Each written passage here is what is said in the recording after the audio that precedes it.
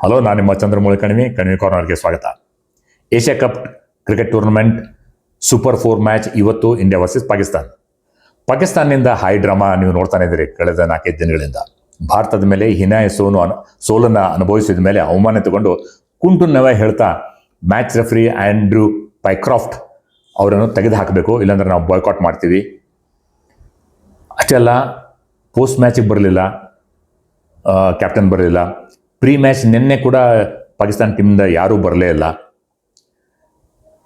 ಯಾವಾಗ ಅವರು UAE ಮೇಲೆ 1 ಅವರ್ ಲೇಟಾಗಿ ಬಂದು ಮ್ಯಾಚ್ ಶುರು ಮಾಡಿದ್ರು, ದೊಡ್ಡ ಪ್ರೋಟೋಕಾಲನ್ನು ಮುರಿದಿದ್ದಾರೆ.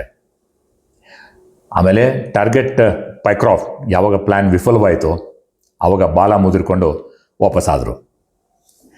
Asian Cricket Council chairman, PCB ಚೀಫ್, ಪಾಕ್ ಇಂಟೀರಿಯರ್ ಮಿನಿಸ್ಟರ್ ಆದಂಥ ಮೊಹಸಿನ್ ನಖ್ವಿ ಅವರಿಗೆ ದೊಡ್ಡ ಮುಖಭಂಗವಾಗಿದೆ.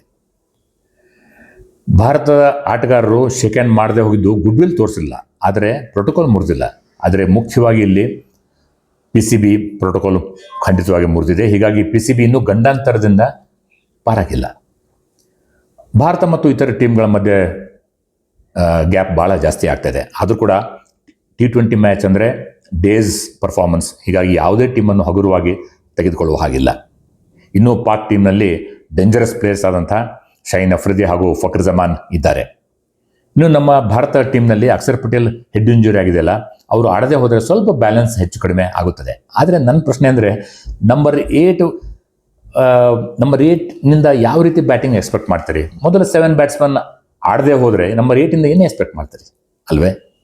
ಅದಕ್ಕಾಗಿ ದುಬೈ ಪಿಚ್ ಸ್ಪಿನ್ನರ್ ಫ್ರೆಂಡ್ಲಿ ಆಗಿದ್ದರೂ ಕೂಡ ಅಕ್ಷರ್ ಪಟೇಲ್ ಆಡದೆ ಹೋದರೆ ಲೆಫ್ಟ್ ಆರ್ಮ್ ಫಾಸ್ಟ್ ಬೌಲರ್ ಅಂತ ಹರ್ಷದೀಪ್ ಸಿಂಗ್ ಅವರನ್ನು ಆಡಿಸಲೇಬೇಕು.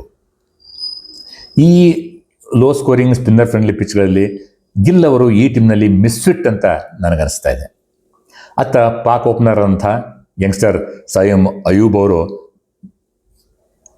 ಬ್ಯಾಟಿಂಗ್ನಲ್ಲಿ 0 ಮೇಲೆ 0 ಸುತ್ತಾ ಇದ್ರು ಕೂಡ ತಮ್ಮ ಆಫ್ ಸ್ಪಿನ್ ಬೌಲಿಂಗ್ನಲ್ಲಿ ಅವರು ಯಾವ ರೀತಿಯಾಗಿ ಲೆಫ್ಟ್ ಹ್ಯಾಂಡ್ ಬ್ಯಾಟ್ಮನ್ ಅವ್ರಿಗೆ ಸ್ಟೇಟರ್ ಒನ್ಸ್ ಹಾಕಿ ಬೋಲ್ಡ್ ಮಾಡ್ತಾರೋ ಅದ್ರ ಬಗ್ಗೆ ಚೆನ್ನಾಗಿ ಭಾರತೀಯ ಮ್ಯಾನೇಜ್ಮೆಂಟು ವರ್ಕ್ ಮಾಡಿರಲೇಬೇಕು.